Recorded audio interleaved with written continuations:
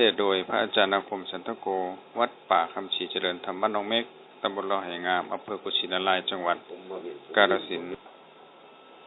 สุริโยไทยไขแสงบอกแก้งแล้วฝูงวิหกร้องแก้แก้วแสวงหาซึ่งอาหารทะเยอทะยาน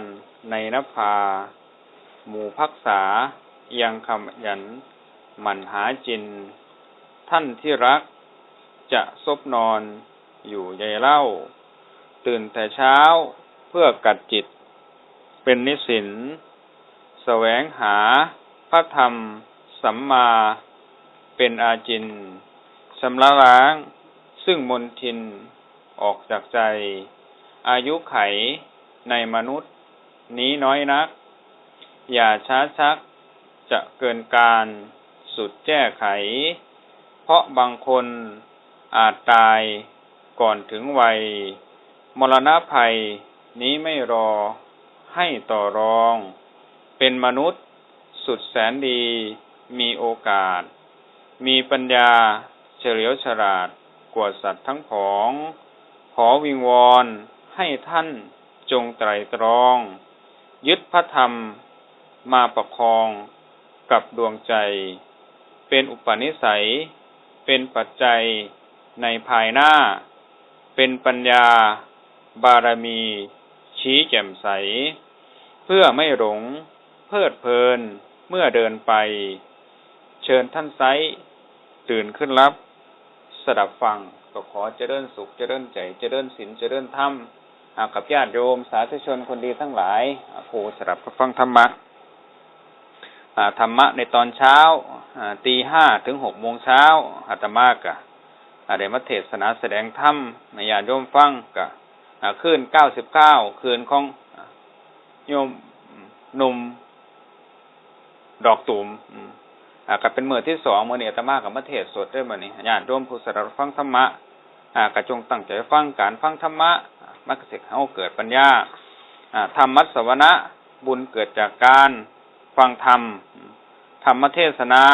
บุญเกิดจากการแสดงธรรมฉะนั้นธรรมะขององค์สมมาสัมพุทธเจ้าถ้าผู้ใดเอาไปบรรยายต่อเอาไปแสดงต่อผู้นั้นจะเป็นผู้เจริญเด้ผู้เปิดก็ได้บุญผู้เทศก็ได้บุญผู้ฟังก็ได้บุญผู้อุปถัมภ์คำชูเสียงธรรมก็ได้บุญโยมเพิ่นอุปถัมภ์คำชูเสียงธรรมนี่ก็คือโยมเก๋หงเพิ่นอยู่บ้านอยู่กุดว่าพุ่นล่ะร้านธนาวัดเพิ่นเปิดร้านขายพวกเสาพวกหินปูนทรายเพิ่นอุปถัมภ์คำชูอาตมาเป็นผู้จ่ายค่าเสียงธรรมให้ร้านบุญธนาวัดอยู่กุดว่าโยมเก๋หงก็ให้ขอให้เพิ่นมีแต่ความสุขความเจริญเสียงธรรมนี่สิได้ยินได้ฟังก็ย้อนโยมเก๋หงนั่นล่ะเพิ่นอุปถัมภ์คำชูอาตมาเพิ่นเป็นผู้ประวารณาไว้ซอยขาดเสียงธรรมเมื่อวานเพิ่นก็ไปเอาสังกะสีเอาเสาเอาไม้หลายๆอย่างไปถวายวัดก็เป็นจำนวนเงิน 6,000 กว่าบาทอาตมาก็ขออนุโมทนาสาธุการนำบุคคลจำพวกนี้ล่ะสิพระพุทธเจ้าเพิ่นสรรเสริญเด้ศาสนาพุทธจะอยู่ได้ก็เพราะอุบาสกอุบาสิกาภิกษุภิกษุณีนี่เด้ศาสนาพุทธสิอยู่ได้ผู้ใดเปิดในเสียงธรรมโยมพอดอกตูมเพิ่นก็ได้บุญเด้บ่แม่นบ่ได้บุญเด้ได้บุญนำกันเด้ผู้ฟังก็ได้บุญผู้เปิดก็ได้บุญผู้เทศก็ได้บุญผู้ประทับคำชูเสียงธรรมก็ได้บุญเห็นบ่เทวดาหมื่นจักรวาลไปถามกันว่า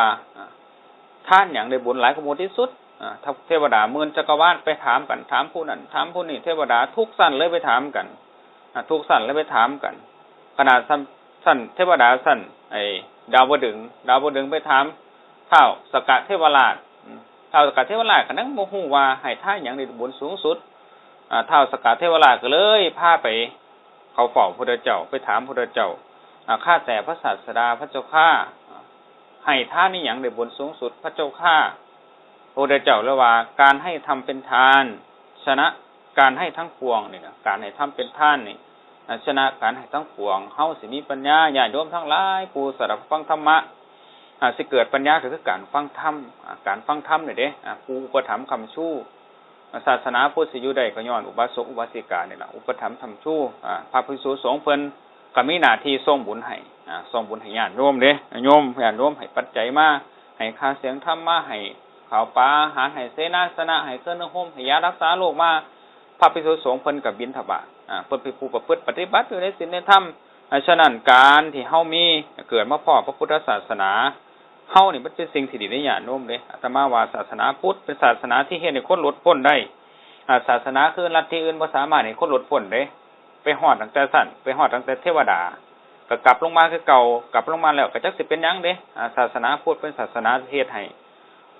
คนนี่เป็นพระอริยบุคคลใดก็ศาสนาพุทธนี่ล่ะศาสนาพุทธะคือผู้รู้ศาสนาคือผู้สั่งสอนให้มันถูกมันผิดหูจักถูกจักผิดถ้าผู้ใดมีความอุปถัมภ์คำชูผู้ใดมีศรัทธาในพุทธศาสนาแล้วแม่นเฮ็ดหยังก็เจริญญาติโยมเชื่อคำสอนขององค์สมมาสัมพุทธเจ้าแล้วเฮ็ดหยังเขาเจริญฉะนั้นวันพระวันศีลนี่ล่ะก็ให้ญาติให้โยมนี่เข้าวัดเข้าว่าไปจังหันจังเทศไปปฏิบัติธรรมในวัดในว่านี่มันสิส่งผลให้จิตใจเฮาสูงขึ้นเด้การเข้าวัดเข้าเพื่อหยังวัดเป็นแหล่งรวมประสานสมานมิตร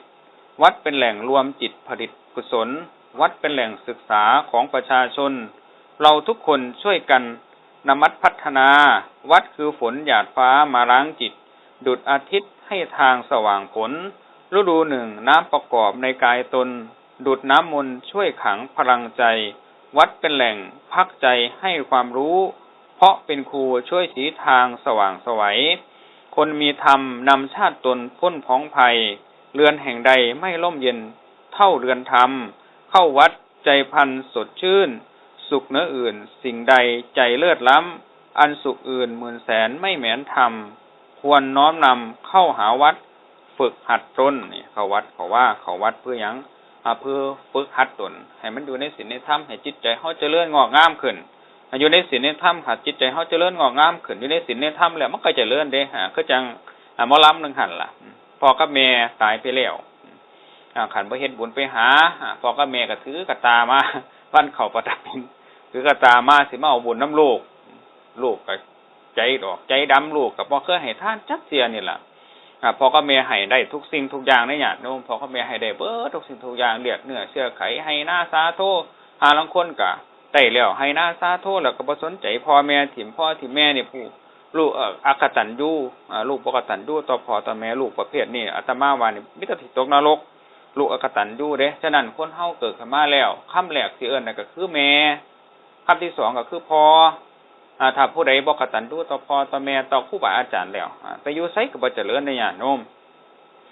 ความกตัญญูบ่งบอกถึงคนดีไปอยู่ไสก็สร้างถ้าเป็นคนกตัญญูเป็นย่อมเป็นที่รักของหมู่มนุษย์และเทวดานี่ผู้ใดกตัญญูฉะนั้นพ่อกับแม่มีชีวิตอยู่เฮาก็เลี้ยงดูเพิ่นเมื่อเพิ่นตายไปเฮาก็เฮ็ดบุญไปหาเพิ่นบ่แม่นว่าตายไปแล้วก็แล้วต่อบ่แม่นจังซี่เด้จังซี่มันสิเป็นบาปเป็นกรรมเด้เพิ่นให้เฮามาได้ทุกอย่างซัวเพิ่นสิเลี้ยงมาพาใหญ่เอาหลังสู่ฟ้าเอาหน้าสู่ดินดำให้ลำหน้ารับจ้างรับไปซัวเพิ่นสิได้เงินมาแต่ละก้อนแต่ละบาทแต่ละสตางค์หาลางคนลูกหาลางคนก็เอาไปผลาญเบิดเอาไปเล่นเอาไปกินเอาไปเฮ็ดไปตัวทิพย์ตัวแดนมันบ่คำนึงถึงว่าพ่อกับแม่เนาะหามายากซำใดเงินทองแต่ละบาทบ่มีก็ไปยืมมาให้ลูกให้เต้าไปยืมไปหาบากหน้าไปยืมอายปานใดก็ไปยืมญาติลูกญาติเต้าบ่มีหน้ามีตาในสังคมญาติลูกเต้าอายผู้อายคนนี่เอาไปมาลูกเต้าก็เนี่ยละคุณหาลังคนอาตมาว่านี่พ่อกับแม่ให้เบิดทุกสิ่งทุกอย่างเด้เฮาเกิดมาเฮาก็บ่ได้เอาหยังมาเกิดมาก็มาใส่พ่อใส่แม่แล้วหาลังคนก็เนี่ยละคุณถ้าเกิดมาแล้วมาใส่พ่อใส่แม่พ่อกับแม่ให้หยังในให้ได้เบิดให้หน้าสาโททั้งที่เฮาบ่ได้เฮ็ดหยังไว้จักอย่างญาติโยมบ่ได้เฮ็ดหยังไว้จักอย่างเลยเกิดขึ้นมาก็มาใส่พ่อใส่แม่แล้วมาแห่นกินให้กินหน้าไปมาก็ขายเฮ็ดไปตัวเทียบตัวแดนเฮ็ดตระกูลเสียก็มีหาลังคนอันนี้คนอกตัญญูฉะนั้นเฮาเกิดมาแล้วสิ่งแรกเลยก็คือพ่อกับแม่นี่ก็ต้องดูแลเพิ่นเด้เป็นคนกตัญญูกตเวทีตาต่อพ่อต่อแม่นี่ไปอยู่ไสก็เจริญเพราะว่าพ่อกับแม่นี่ไปให้ได้เบิดซุอย่างให้ได้เบิดสุดท้ายเพิ่นก็บ่ยังไปนำดอกญาติโยมอาตมาว่าเพิ่นบ่ยังไปนำเพิ่นก็ทิ่มไว้ให้ลูกให้เต้าล่ะเฮาเกิดมาแล้วเฮาก็บ่ได้เฮ็ดไว้เด้ให้หน้าสาโทเพิ่นก็ถางทีแรกก็บ่มีให้หน้าสาโทก็หาถางจนเป็นให้หน้าสาโทแล้วเพิ่นก็ เลี้ยงมาเนี่ยเลี้ยงมาพระใหญ่เพิ่นก็มอบสมบัติพระสถานให้นี่ล่ะอย่าเป็นคนแบบว่ากินบนบ้านชี้รถหลังคาเป็นคนอกตัญญูต่อพ่อต่อแม่นี่บาปอันมหันต์ถ้าเฮ็ดกับพ่อกับแม่ก็เป็นบุญอันมหันต์คือกันบุญอันเลิศคือกันถ้าเฮ็ดกับพ่อกับแม่นะครับบ่เฮ็ดกับพ่อกับแม่ตัวทิพย์ตัวแดนก็เป็นบาปอันมหันต์คือกันอันนี้ถ้าผู้ใดเป็นคนกตัญญูกตเวทิตาบ่งบอกถึงคนดีไปอยู่ไสก็สร้างพุทธเจ้าเพิ่นก็สรรเสริญในบุคคลเฉพาะผู้นี้ฉะนั้นญาติโยมทั้งหลายผู้ฟังธรรมการฟังธรรมชีวิตเฮาเนี่ยมันสิเจริญขึ้นก็ด้วยการฟังธรรมนี่แหละการกตัญญูการฟังธรรมการปฏิบัติธรรมการให้ทานรักษาศีลเจริญภาวนาแหละสิซอยเฮาเป็นคนร่ำคนรวยคนมีเงินมีทองทรัพย์สินเงินทองสิไหลมาเทมากะด้วยการให้ทานนี่ล่ะหาลางคนขยันรวยพระพุทธเจ้าเพิ่นไว้ว่ามันให้ทานเป็นคนขยันมันเพียรเฮ็ดงานบ่มีโทษกินบ่มีโทษอย่าเล่นอย่ากินมีเงินโหลดมีเงินโหลดเด้หลายชีวิตคนเฮาเกิดมาหาลางคนก็บ่เคยให้ทานจักเที่ยก็มีเกิดมาในศาสนาพุทธแต่เกิดมาเฉยๆบ่เคยสร้างคุณงามความดีจักเที่ยบุคคลเฉพาะวันนี้บ่เจริญในญาติโยมเขาจัดไว้ในหมู่คนพาลตายไปสิไปใส่บาตรกับผลทุกขตินรกเปรตอสุรกายสัตว์เดรัจฉานเนี่ยพวกสิไปเด้นี่ล่ะคนเฮาเกิดขึ้นมาแล้วอย่าปล่อยเวลาวันเวลาให้มันเสียเด้เฮาพยายามไปหาแต่คุณงามความดีสร้างแต่คุณงามความดีมันให้ท่านรักษาศีลเจริญภาวนาเป็นคนอ่อนน้อมต่อพ่อต่อแม่เคารพต่อพ่อต่อแม่มีความเมตตาต่อญาติพี่น้องบุคคลเฉพาะวันนี้เจริญเด้ญาติโยมเข้าวัดบ้านเฮาเข้าวัดวันศีลวันพระเฮาก็ไปคือหยังท่านเข้าวัดไปถึงวัดกันบ้างไหมมิใช่ไปหาวัตถุแล้วลุกถึงการเข้าวัดต้องเข้าวัดใจใฝ่คำนึงให้ทั่วถึงประพฤติกรรมที่ทำมาอัดวันตะสงสารผ่านให้ทุกจงรีบลุกทำลายให้ตายหนาด้วยประพฤติวัดทุกเวลาก็จะถึงวัดหนาสถาพรนี่คือการเข้าวัดถึงวัดแท้มุ่งแน่วแน่ตามธรรมพระคำสอนเราสร้างวัดใจไร้นิวรณ์เพื่อทอดถอนวัฏฏะชนะมารศีลสมาธิปัญญาภาวนาใจจงฝักใฝ่ประพฤติวัดตัดสงสารจะพบสุขสงบเย็นเป็นนิพพานนี่คือการเข้าถึงวัดชัดแจ้งเข้าวัดชัดแจ้งก็คือเข้าให้มันแจ้งก็คือแจ้งอยู่ในศีลนี่ทำให้ใจมันแจ้งออกความโกรธความโลภความหลงให้มันแจ้งบ่แม่นเข้าไปสิอยากได้แนวอยู่แนวกินเด้อันนี้บาปเด้เข้าไปอยากได้แนวอยู่แนวกินเข้าไปญาติแนวอยู่แนวกินอันนี้บาปเด้ญาติโยมฉะนั้นเข้าวัดเข้าให้มันเป็นบ่แม่นเข้ามันตายได้เข้ามันตายเข้าไปเว้าเพื่อนกันเข้าไปญาติแนวกินกันอันนี้เข้าวัดบ่เป็นอันนี้เข้าวัดบาปนี่การเข้าวัดมีอยู่8อย่างหนึ่งเพื่อฝึกรักษาจิตของตนเพื่อจะได้มีชีวิตห่างไกลจากความทุกข์เฮาเฮ็ดจังได๋มันสิห่างไกลจากความทุกข์ได้บ่ก็คือเข้าไปฟังพ่อแม่ครูบาอาจารย์เพิ่นเทศนาแสดงธรรมให้ฟังหาลางเที่ยก็ผู้อยู่วัดก็บ่ฮู้กันได้หาลางเที่ยแต่ว่าพ่อแม่ครูบาอาจารย์สายป่าสายหนองปะพงสายหลวงตามหาบัวเนี่ยเพิ่นประพฤติปฏิบัติอยู่ในศีลในธรรมเด้เพิ่นบอกให้มันถูกหูถูกทางเด้เพิ่นบ่ออกนอกลู่นอกทางเด้เข้าไปเพื่อฝึกจิตใจรักษาจิตใจเฮาอยู่ในศีลในธรรมถ้าผู้ได้เข้าไปแล้วลดความโกรธความโลภความหลงเข้าไปเพื่อจะได้บุญก็คือเข้าไปได้เข้าไปก็มีความสุขได้มีความสุขได้เข้าไปได้ให้ทานได้เข้าไปฟังธรรมได้เข้าไปสวดมนต์ทำวัดมันมีความสุขนี่แหละจิตใจตัวนี้แหละสินำพาเฮาหนีจากความทุกข์บ่แม่นเข้าไปด้วยความโลภเลยอยู่บ้านทางพูนทางบ้านพุ่นล่ะทางเสรภูมิทางพุ่นเพิ่นเข้าไปวัดแต่ว่าก่อนเข้าไปวัดนี่แนวกินได้หลายเพิ่นสิก่อนพาท่านได้รับเพิ่นสิลักเอาแนวกินใส่กระตาไว้เรียกแนวกินใส่พระเขามันก็เรียกแนวกินก็ทิ่มใส่กระตาทิ่มใส่กระตาไว้ทิ่มใส่กระตาไว้บัดเต็มกระตาแล้วมันก็เอาผ้าขาวปิดไว้บัดเฮ็ดดูเข้าบัดมันเป็นสัญญาณโน้มบัดมื้อนึงพี่น้องก็เลยไปเอิ้นอยู่เฮียนเอิ้นมาเพ่นล่ะเอิ้นก็บ่ปากเอิ้นนางบ่ปากเฮ็ดจังไดวะมันคือมันอยู่ไสมันนอนหลับขึ้นไปเบิ่งกันน่ะกินหมู่เลยขึ้นไปเบิ่งย่างไปถึงเฮือนขาแขนคือเอาหัวย้อนลงมาน่ะเป็นเปรตดิบได้ญาติโยมกรรมมันสร้างกรรมหนักฉะนั้นการกินของสงฆ์มันบาปมันมหันต์เด้อาจารย์กินของสงฆ์นี่คันเฮาขอวัดขอว่า เข้าไปแล้วคันเฮาอยากได้หยังเฮาก็ขอเอาแต่ว่าอาตมาว่าเนี่ยเข้าไปแล้วเอาไปให้ดีกว่านะเอาไปให้สิได้บุญหลายบ่แม่นเข้าไปเพื่ออยากได้อันนั้นอยากได้อันนี้เด้เข้าไปเพื่อเอาไปให้บ่แม่นเข้าวัดแล้วเรื่องวัดหน้าด้านขึ้นบ่แม่นแนวเด้เข้าไปอยากได้อันนั้นนี่ อยากได้หยังก็เอาเฮาเข้าวัดโดนแล้วเอาหรอหยังก็เอาหรือบ่เป็นหยังดอกอันนี้เข้าวัดบาปเด้อผมนี่เข้าวัดตายเข้าวัดบ่เป็นเข้าวัดเป็นเนี่ยเข้าด้วยความอ่อนน้อมถ่อมตนอยากได้หยังก็ขอเพิ่นซะเกินของสงฆ์เด้ข้าแต่พระสงฆ์ผู้เจริญข้าพระเจ้าทั้งหลายได้ก่อนถวายสังฆทานขอน้อมถวายภัตตาหารกับทั้งบริวารทั้งหลายเหล่านี้ให้พระภิกษุสงฆ์ขอพระภิกษุสงฆ์จงรับบ่แม่นว่าให้คฤหัสถ์ด้วยเพิ่นบ่ได้ว่าเด้ให้พระภิกษุสงฆ์เด้ให้เข้าใจได้ดีหยังก็ขอเอาเข้าวัดเข้าว่าวันศีลวันพระเฮาไปสวดมนต์ทำวัดมันก็ได้บุญ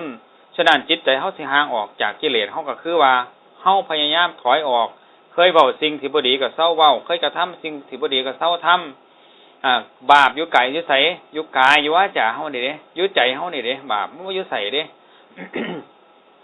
คือจังเข้าวัดเข้าว่าเนี่ยล่ะสมทานศีลก่อนสิสันภัตตาหารก่อนสิถวายทานก็สมทานศีลซะเกินสีเลนะสุขติงยันติสุดท้ายภาพม่วนศีลสีเลนะโภคสัมปทา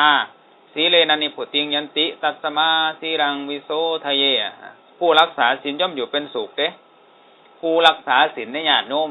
ถ้าสมทานแล้วบ่รักษาก็บ่อยู่เป็นสุขเด้ผู้รักษาศีลได้ย่อมอยู่เป็นสุขผู้ไม่รักษาศีลถ้าเฮาสมทานแล้วบ่รักษามันก็บ่อยู่เป็นสุขเด้มันสิได้บุญเด้สมทานเว้าแตะปากการกระทำบ่ให้มันก็บ่ทันได้เป็นบุญเด้ฉะนั้นสมทานแล้วการกระทำเฮาก็ดีวาจาเฮาก็ดีเฮาสมทานแล้วเฮาเฮ็ดมันจังสิเป็นบุญเด้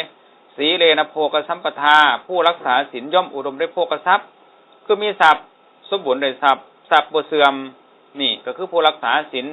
สีเลนะนิพุติงยันตินี่ผู้รักษาศีลย่อมไปสู่สุคติก็คือเป็นตายไปก็เป็นสวรรค์ไปมรรคไปผลไปพระนิพพานผู้รักษาศีลย่อมไปสู่สุคติก็คือไปสวรรค์พุ่นล่ะในผู้รักษาศีลผู้บ่รักษาเนี่ยสมทานเนี่ยสิบ่รักษามันก็เกิดบ่เกิดประโยชน์สมทานรับปากการกระทำบ่ให้ใจบ่ให้มันก็บ่ไปเด้ฉะนั้นเฮาสมทานแล้วเฮ็ดเด้คันเฮาเฮ็ดญาติโยมเฮ็ดมันก็เกิดประโยชน์ฉะนั้นอยู่ที่การกระทำเฮาบุญอยู่เกิดอยู่ไสอยู่กายอยู่วาจาอยู่ใจเฮานี่ล่ะเอากายเอาวาจาเอาใจเฮารักษาศีลเอากายรักษาศีลคือมีศีล5สมทานแล้วพากันเฮ็ดปานาติปาตาห้ามฆ่าสัตว์อธินาทานาห้ามลักทรัพย์มุส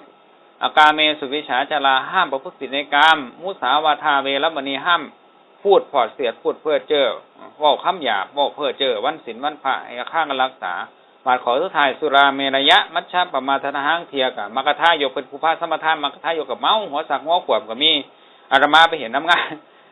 านศพน้ำงานนี่หยังมากระทายกเป็นผู้พาเขาเจ้าเว้าเป็นผู้เมาก็มีบ่ได้เด้ญาติโยม มันบ่ได้เด้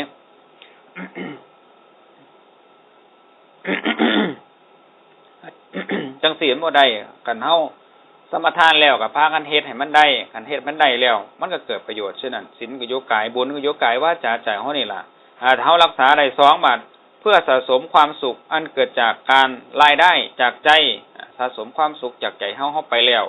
ไปฮอดวัดเฮามีความสุขหลายที่ได้ไปวัดไปว่ามีความสุขหลายได้ให้ทานพร้อมนี่ได้ถวายทานแก่พระภิกษุสงฆ์ก็มีความสุขบ้านนี่ทานแล้วได้ล้างถ้วยล้างชามแล้วอยู่แล้วกินบ่ได้ก็สร้างมันเฮาไปเอาบุญ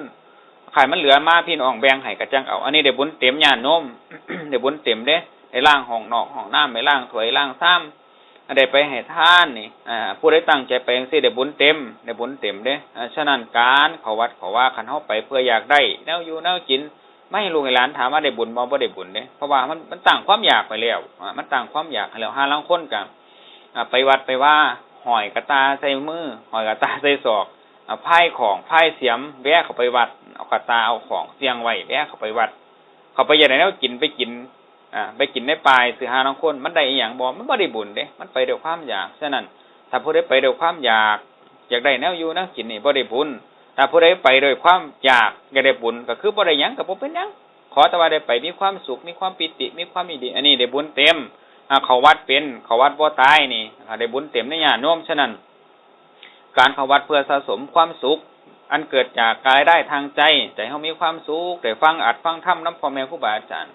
ผู้เพิ่นปฏิบัติดีปฏิบัติชอบแล้วนี่ล่ะเจริญฉะนั้นการเข้าหาครูบาอาจารย์คือกันเด้การเข้าหาครูบาอาจารย์ผู้เพิ่นปฏิบัติดีปฏิบัติชอบผู้เพิ่นอยู่ในศีลในธรรมแล้วเฮาสิได้ประโยชน์เฮาสิเกิดปัญญาขึ้นการฟังธรรมพระพุทธเจ้าเพิ่นยังว่าไว้ว่าธรรมัสสวนะบุญเกิดจากการฟังธรรมตื่นขึ้นปั๊บเฮาเปิดวิทยุปั๊บนุ่มดอกตูมเหมือนไล่นี่ล่ะอยู่สถานีเก่าๆเพิ่นเปิดปึ๊บผู้เพิ่นเปิดเพิ่นก็ได้บุญเด้ผู้เฮาฟังเฮาก็ได้บุญผ ผู้ถามคำชู้เสียงธรรมนี่ก็ได้บุญคือโยมเก๋หงนั่นล่ะเพิ่นก็ได้บุญเสมอเพิ่นได้บุญรายการนี้อาตมาก็สิมาเทศนาแสดงธรรมตี 5 ถึง 6 โมงเช้าจันทร์ถึงศุกร์ในญาติโยมเสาร์อาทิตย์รายการมันเต็มเสาร์อาทิตย์รายการมันเต็มอาตมาสิมาฮอดวันจันทร์ถึงวันศุกร์อาตมาก็อยู่วัดป่าคำชีเจริญธรรมบ้านหนองเม็กตำบลหล่อหอยงามอำเภอกุชินารายจังหวัดกาฬสินธุ์ถ้าผู้ใดอยากโทรเข้ามาถามไทยเรื่องธรรมะธรรมมั่วต่ออาตมาอักรายการมาอยู่กับโทรเข้ามาได้ที่เบอร์0801940023เบอร์โทรอาตมาชื่อว่าพระอาจารย์อาคมสันทโก0801940023มีเบอร์โทรอาตมาก็เทศอยู่บ่อขาวขึ้นเพราะยังสำเนียง2 ทุ่มถึง 3 ทุ่มขึ้นออนซ่อนได้ถึง6 โมงเช้าถึง 1 โมงคืนนี้ก็ตี 5 ถึง 6 โมงเช้าเทศอยู่3 คืน ถ้าผู้ใดอยากฟังยามมื้อแลงก็ฟังคืนเพราะยังสำเนียง 93.50ผู้ใดอยากฟังยามมื้อเช้าก็ฟังคืนนี่ล่ะคืน99น่ะคืน99การฟังธรรมมันก็สิเกิดปัญญาฉะนั้น3เพื่อสร้างบัดเขาวัดเพื่อหยังเพื่อสร้างชีวิตเพื่อสร้างสวรรค์ชีวิตให้มีกำไรยิ่งขึ้นด้วยการกระทำกรรมใหม่แก้ไขกรรมเก่าแก้จังได๋บัดนั้นโน้มบัดแก้กรรมเก่ากรรมใหม่แก้ไขกรรมเก่าคือการกระทำเฮานี่ปัจจุบันเฮาสร้างแต่คุณงามความดีสร้างแต่คุณงามความดีแก้กรรมใหม่แก้กรรมเก่าที่มันผ่านแล้วก็มันผ่านไปปัจจุบันเฮาสร้างแต่คุณงามความดีก็คือเซาเฮ็ดกรรมเก่ากรรมที่บ่ดีเซาเฮ็ดกรรมใหม่นี่เฮ็ดแต่กรรมใหม่เบิดแน่นอนกรรมเก่าบ่เหลืออีหยังก็สร้างหยังก็ตามคืออย่างเฮาตักน้ำออกจากโอ่งเฮาตักออกมือคือเฮาเซาเฮ็ดมันก็เบิดได้ญาติโยมฉะนั้นเพื่อสร้างสวรรค์ชีวิตให้มีแก่กำไรยิ่งขึ้นน่ะเห็นบ่ถ้ามีเงินมีทองมีหลายปานใดก็สร้างญาติโยมถ้าบ่เคยให้ทานจักเที่ยบ่เคยซอยพี่ซอยน้องบ่เคยซอยเหลือสังคมมันมีเงินหลายปานใดก็สร้าง100 ล้านก็สร้างมีรถเก๋งรถ10 ล้อ100 คันมีเงินอยู่1,000 ล้านก็สร้างก็บ่สามารถนำเอาไปได้เด้สิ่งมื้อนี้มันเป็นสมบัติของโลกเด้ต่างคนต่างหามาต่างคนต่างหามาต่างคนต่างยึดมั่นถือมั่นต่อไปเอามาก็เป็นทุกข์ไปใส่บาตรน้ำตายบาตรบ่ให้ทานนักเที่ยพระพุทธเจ้าเพิ่นก็บัญญัติไว้ว่าเพิ่นบอกดูก่อนภิกษุทั้งหลายนรกหลุมนี้เพิ่นว่านรกหลุมนี่หลุมน้ำกรดน้ำสิเย็นเลยพวกสัตว์นรกพวกมันนี่โกยกินหมดกินพูดเจ้าของก็เคยเกยกินฉี่กินตัวเจ้าของนั่นล่ะโกยกินฉี่กินตัวเจ้าของภิกษุเลยถามมาดูข้าแต่พระศาสดาพระเจ้าข้าพวกสัตว์นรกพวกนี้มันเฮ็ดกรรมหยังมาคือแต่มาตกนรกพวกนี้พระเจ้าข้าพระพุทธเจ้าก็ว่าดูก่อนภิกษุทั้งหลายมนุษย์จำพวกสัตว์นรกพวกนี้แต่ก่อนเคยเป็นคนร่ำคนรวยมาก่อนเป็นคนมีเงินมีทองแต่ว่าบ่เคยทานจักเที่ยบ่เคยทานจักเที่ยเลยบ่เคยทานจักเที่ยสร้างกรรมบ่ดีโกงกินบ้านเมืองโกงกินผู้นั้นโกงกินมันเป็นคนตานีขี้เหนียวบ่มีศรัทธาในพระพุทธศาสนาจักเที่ยนี่ล่ะกรรมให้ส่งผลมาตกนรกหลุมนี่ล่ะมากวยกินฉี่กินเหยี่ยวเจ้าของญาติโยมน้ำก็น้ำเย็นนี่ล่ะถ้าเป็นมนุษย์ธรรมดาลงไปในบ่อน้ำนั่นน่ะตายทันทีเลยมันเย็นคักมันเย็นล่ะพวกนี้ก็โกยกินฉี่กินเหยี่ยวเจ้าของก็โกยกินอยู่ซั่นแหละเพราะว่าผลของการบ่ให้ทานในญาติโยมผลของการบ่ให้ทานจักเที่ยบ่ให้ทานจักเที่ยนี่ล่ะผลเลยส่งกรรมเลยส่งผลกรรมคือการกระทำบ่ดีมันก็ส่งผลออกบ่ดีการกระทำดีมันก็ส่งผลออกดีฉะนั้นการกระทำเฮาดีเด้คอยเฮ็ดไปผู้ใดเฮ็ดยากก็คอยเฮ็ดไปเรื่อยคอยทำไปเฮ็ดไปเทื่อเล็กเทื่อน้อยคอยถอยออกเดี๋ยวมันก็เซาได้เองอิหยังก็สร้างอิหยังก็ตามซื้อเลขซื้อเบอร์กินเหล้ากินยาเฮาเคยเฮ็ดสิ่งที่บ่ดีเฮาคอยถอยออกญาติโยมมันก็เฮ็ดบ่มีผู้ใดเฮ็ดบ่ได้ดอกเฮ็ดได้เบิดอยู่ที่ว่าเฮาสิเฮ็ดหรือบ่เฮ็ดคันเฮาเฮ็ดมันเฮ็ดได้แน่นอนนี่ญาติโยมคอยเฮ็ดไปศีลบ่ทันได้ครบบ่คอยรักษาไปเรื่อยๆคอยขยับไปทีละก้าว2ก้าวคอยขยับไปมีคนเคยถามพระพุทธเจ้าไปหาพราหมณ์ฆ่าสัตว์เพื่อมาเป็นอาหารเอาไปขายพระพุทธเจ้าเลยว่าดูก่อนพราหมณ์การฆ่าสัตว์มันเป็นบาปเลยพระพุทธเจ้าว่าพราหมณ์ก็เลยว่าข้าแต่พระศาสดาพระเจ้าข้าถ้าข้าพระเจ้าไม่ล่าสัตว์มาเพื่อเป็นอาหารเพื่อเอาไปขายข้าพระเจ้าอยากกินอะไรพระเจ้าข้าให้ข้าพระเจ้าใน